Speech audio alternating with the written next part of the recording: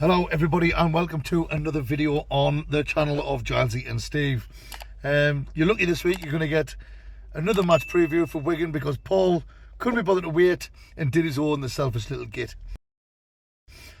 Paul did his little video yesterday. He discussed about Charlie Wyke and the vile messages he'd been getting.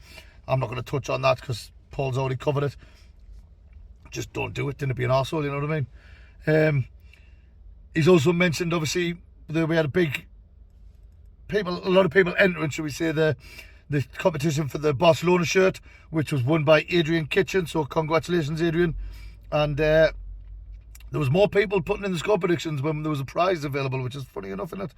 But and then he's also mentioned that thanks to Storm SAFC, who watches us on the live streams every week, because he's a legend, he's donated a home Sunderland shirt, which will be given away as a competition after we hit 6,000 subscribers.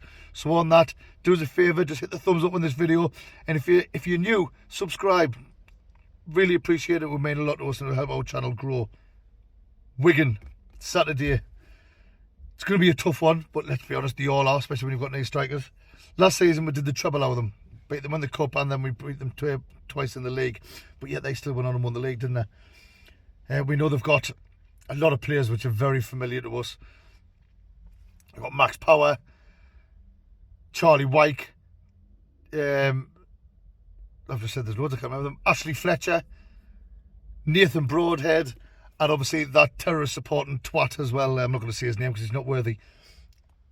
But they're all going to want to, you know, get one over on us and things like that. And I mean, they're probably not celebrating all that, but they have got some good players and they're doing all right this season. Yeah, we're above them, but like I've been saying, the league table means nothing at this early stage in the season. I was watching Mowbray's pre-match interview, and he was saying that Wigan's actually got the best away record in the whole of the Football League so far this season. So hopefully we're going to put a dent in that record that they've managed to get so far. Look, they've got, I think their main threat is Will Keane. Paul mentioned him yesterday as well. He was the league's top goal scorer last season, just pipping Ross Stewart to the title by 1 goal. And he's been scoring goals this season. So he's had a brilliant start. He's a good player. He knows where the back of the net is. He's physical. And credit where credit's due, like we say, he is a good footballer. He's got decent service coming into him as well. And Broadhead scored the other night as well. Obviously, we know Broadhead did end up coming to us. He ended up staying at Tuesday to go to Wigan, which, like I said months and months ago, it's closer to home, closer to his family, so it makes perfect sense.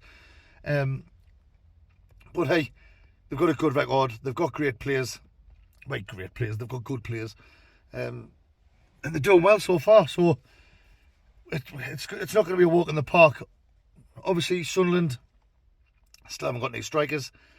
Sims is back in training, or he was on the grass today. With his boots on for the first time and on the grass, so they're going to see how he is over the next few days. He's not going to be featuring on Saturday, but if he's training this week and then training next week, then we could have him available for the next couple of games.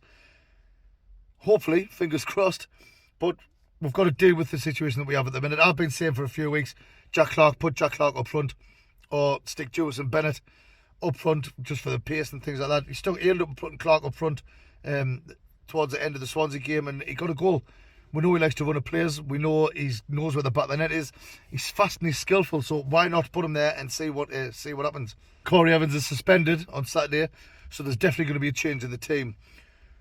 What he'll do, I don't know, but I've got a feeling I know what he'll do. Dan Neil will be playing at centre midfield. Now, a lot of people will say he'll put Matete in or he'll put Barr in. I don't think he will. Personally, I think he's going to drop Embleton back in the centre midfield with Dan Neil, put Pritchard in his number 10 in his role behind. I think he will go with either Ahmad or Bennett up front. That's what I think he's going to do.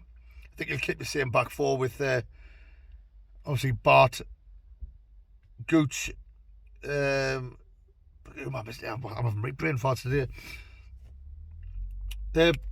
Elise and my mate Luke O'Nien, who, fully enough, I was out for a family meal yesterday, and Luke O'Nien was in there, had a bit crack on with him, my mates were like that.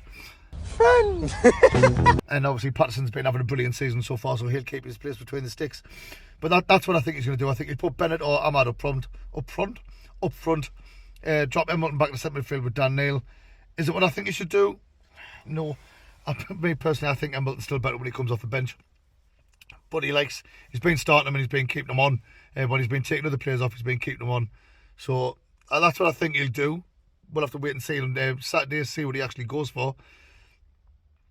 But with Wigan's good away record, and us, we've had a bit of stumbling blocks lately, but we know why. It's because we've got 9 strikers.